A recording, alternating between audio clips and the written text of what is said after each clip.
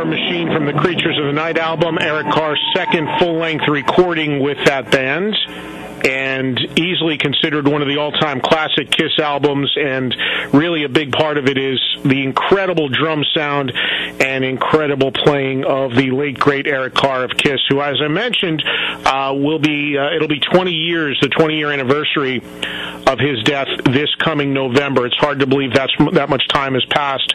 But to commemorate the life of Eric Carr, a book has just been released called The Eric Carr Story, and its writer is joining us right now on Eddie Trunk Live. It's Greg Prato, the journalist who has written many great articles in various rock publications around the world, and several books as well, and his latest dedicated to Eric's story. Greg, how are you? Hey, Ben, it's going pretty good here. How's it going over there? Good to talk to you, and congratulations on this book, man. I've had a chance to read it. As people who may or may not know, I have a pretty large part of the interview in the book that you talked to me about, because I was a great friend of Eric's. But taking a look at this book and reading through it, I thought it was really well done and a well representation of getting across the most important thing about Eric, and that was what a really, truly great person he was. And I thought that really came out through the interviews that you did. It seemed like it was a trend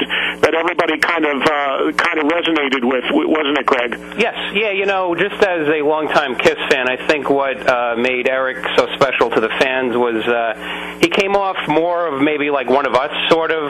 Maybe the fact that he joined Kiss after Kiss was popular for quite some time. Maybe fans could relate to him, because like his story was he came out of nowhere to be in this, huge band. So I think maybe fans could, maybe relate to him a little bit more than, say, Gene or Paul, who have, been through all this for, so many years.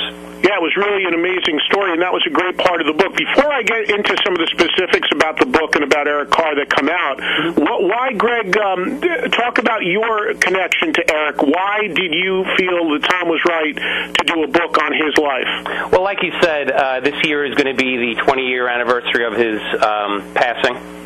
So I thought that would tie in. But just as a fan, I always wanted to read his true story. I mean, Gene and Paul have gone on record in the past.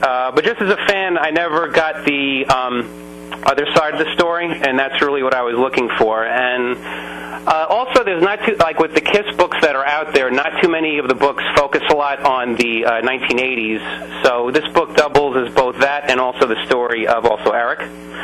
And there was also a lot of questions about the last year of his life. Just as a fan, I've always read rumors. Was he kicked out of the band? Was he in the band? What was his relationship that last year with the band? So I thought that this book, I really wanted to answer all those questions, and I think I did a pretty good job with that. And I also got a lot of pretty good stuff that I think hasn't been talked a lot about in books, like we go inside the sessions for Creatures of the Night, which is one of my favorite Kiss albums. And yeah, I think I got a pretty good amount of stuff that you won't get in other of the Kiss books that are out there.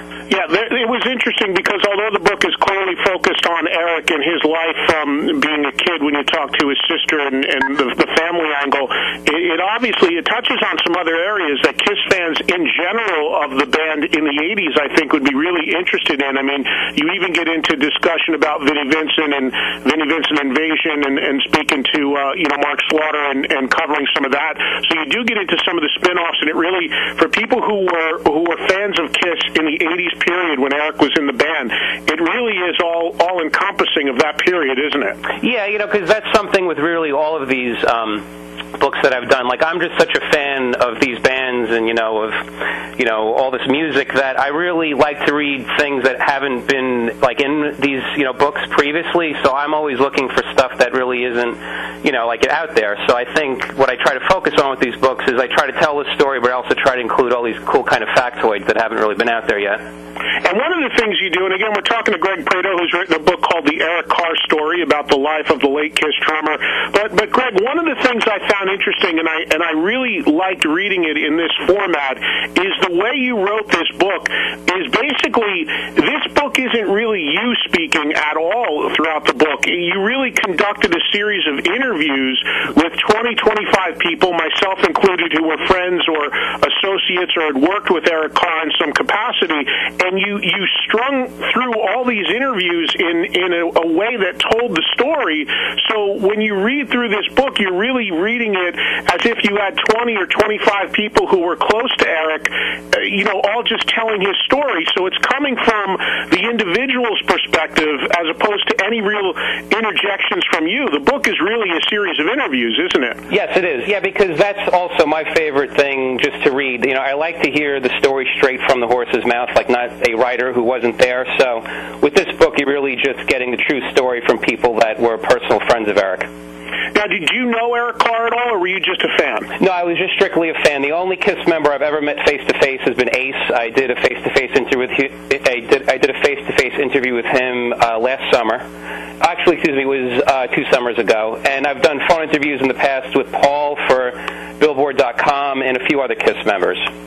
Now, the people that you spoke to, give everybody, if you can, some of the folks that were some of the key participants in this book about Eric that you talked to and got a lot of information from that they'll read about in the book. Sure. Well, I spoke with you. I spoke with Loretta, who is Eric's sister. I spoke to Carrie Stevens, who is his girlfriend. I spoke to Bruce Kulick, Bob Ezrin, Michael James Jackson, Ron Nevison, and those last few people were KISS producers. I also interviewed members of other bands, such as Charlie Beniante from Anthrax, Mike Portnoy from Dream Theater, Marky Ramone from the Ramones, the guys from Slaughter, Eric's drum tech, and people that worked for KISS behind the scenes, Bob Kulick, and yeah, it's about between 25, 30 phone interviews I did for this book. Yeah, you've got Bob Kulick, who has been a huge part of KISS off the record, so to speak, more behind the scenes, and some in front of the scenes stuff. Bruce Kulick, who of course was in KISS for a long time with Eric, and he's featured in there as well. And another guy that is featured prominently in the book is a guy who I know Eric was also very close with, and I got to know Eric very well through, actually, and that's Gary Corbett, who, for people that don't know Gary, he currently plays in Cinderella, but for a few tours, he was, for many years, and it's really no secret, KISS had an off-stage keyboard player, and Gary was that keyboard player for many years, or a few years at least, with KISS, and very, very close with Eric. We had hung out a lot together back in those days, and Gary has a wealth of information in the book as well, and I thought that everybody really gave a great representation, and having known Eric like I did, reading through the book, it really took me back in time, Greg. I mean, it really I couldn't put it down over the holidays once I got into it, not only because I was such a fan, but obviously having a personal connection to that period of time and knowing all these people, I thought it really, the way the book was done, accurately portrayed Eric's personality and what he was about. Thank you. Yeah, I appreciate that. Yeah, and Gary was very close with Eric. He was, especially that last year, 1991, he was very close with Eric. He would visit Eric in the hospital, and he was definitely a very good person to speak to for the book. He was very, very honest. And one thing also about this book, I don't want people to think that it just slams, Paul and also Gene. It really tells both sides of the story, kind of, I think. Well, let me ask you about that, Greg, because obviously the thing missing from the book is Gene or Paul. They're not a part of the book. Did you ask them to be? Yes, I asked them, and I also asked Ace, and I didn't get either of those three. But, like I said before, Gene and Paul have gone on record with some of the previous KISS books, so we kind of know their side of the story. So really the basis for this book was to get the side of the story that we didn't, know already. Mm-hmm. One of the interesting things, and again, Greg Prato is the author of the Eric Carr story, a book about the late KISS drummer.